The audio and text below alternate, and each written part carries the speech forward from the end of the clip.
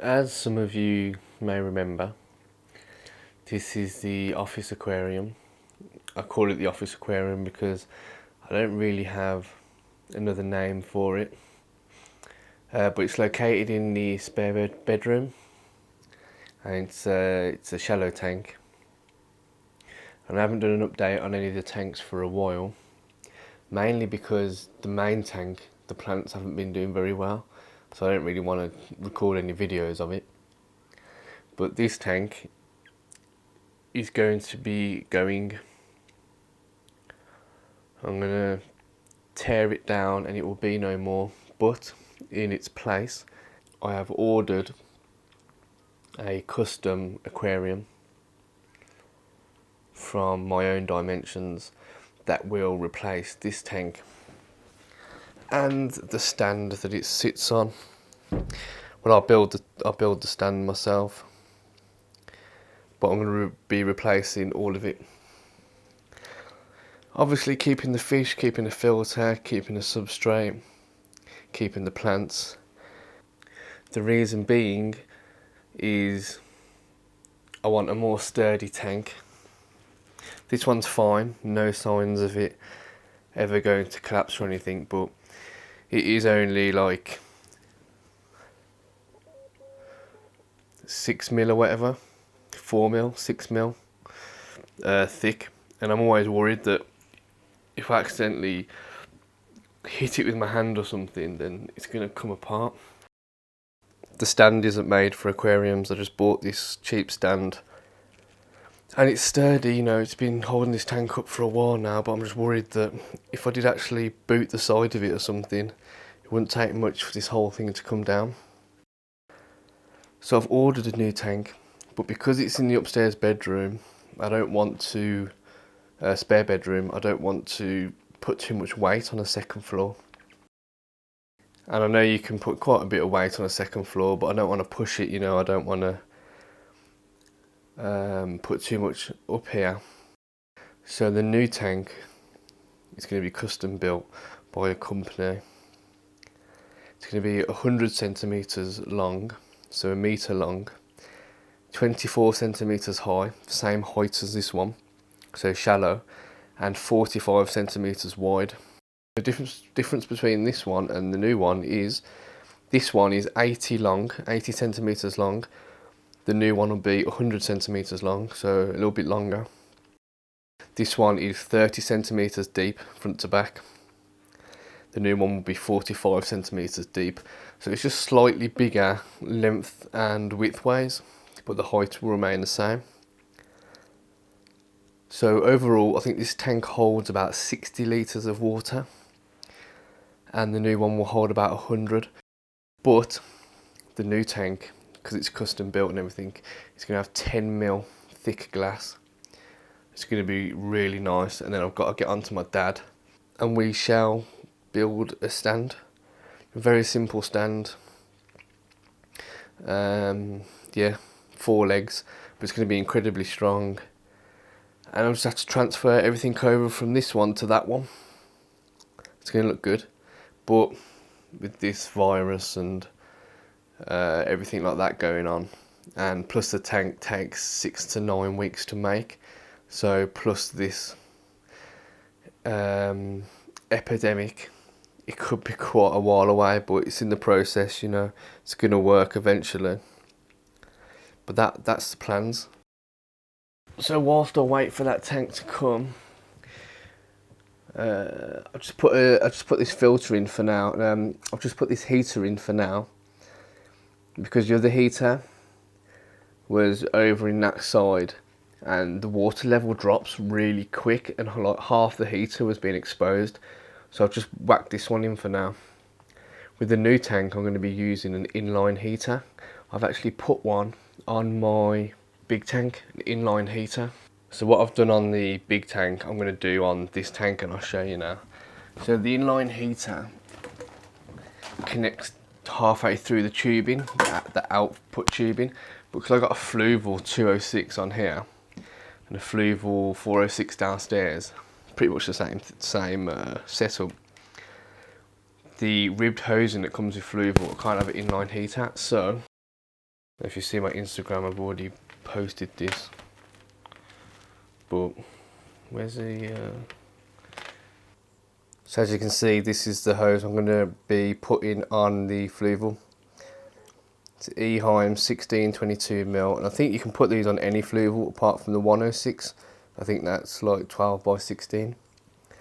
But 1622mm hosing for the fluval 206, and I've got this on the 406 downstairs.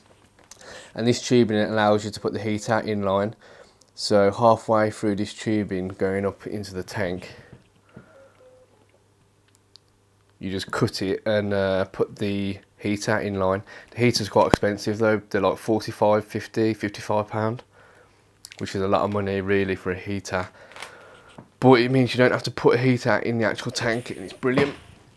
But a lot of the reviews say, 'cause it's a high door one, and a lot of the reviews say they last about 9-10 months and then they don't work anymore.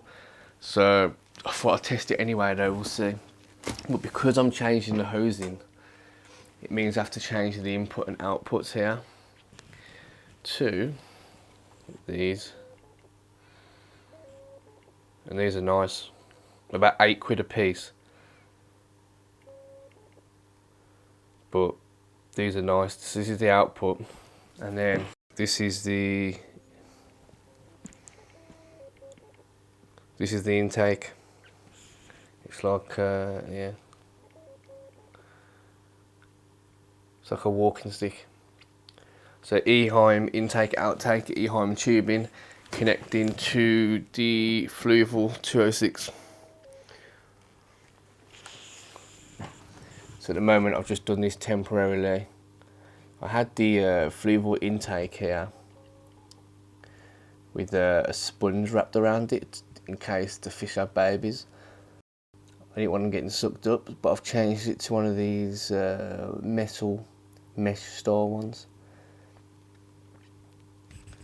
I've just put it in there like this. None of it looks pretty because I'm just going to keep it like this, functional, until I get the new tank. As for fishing here though, I put all the neon tetras into the big tank downstairs, and the Bozeman's left them alone, so that's good, and they look really nice. But what I wanted in here, as you can see, are dwarf neon rainbows, and I bought so many of these and they just kept dying. No idea why. So I bought like 6 and about 4 of them died, and then I had 2 left, and they were fine, like absolutely fine. So I bought more because I only had 2 left.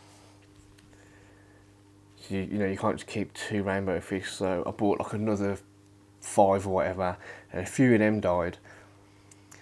I think it's just the strain of rainbow fish and where it comes from. It must be just be like a weak strain of fish, like not dwarf neon rainbows themselves, but where I get them from. They must just be bred a lot, and they've become weak, these ones. But so I'm left with 4, 2 males and 2 females, which isn't great because you need to have more females than males. Look, I had loads of them in here. I had about 10 in here at one point, and then every couple of weeks one would just die, even though they looked really good, like there was nothing wrong with them. But I can't just keep buying rainbow fish for them to die. It costs too much money and it's not fair on them. So I think eventually, when I do get the new tank, I will put some live bearers in here. Because I had swordtails before, but I might have some platies or swordtails, like a lot of them, and then just get them to breed, so I've end up with like a lot of these little live bearer fish. It's going to be a 100 litre tank, so I can't have too many, but you know, I've got a fluval 206 on here, and there's going to be so many plants in here as well to absorb some of those nutrients. So yeah, I think a few live bearers will be fine with these fish as well. These will still be in there, but I won't buy any more neons. I really like them though. I'd like to have quite a few of these. That would be nice, like, you know, about 10, 12 of these fish, males and females, but they just don't last long. They cost like £6 each or something. And the two females though are tiny. This one's alright, but this one looks really small. So I'm hoping she doesn't die, but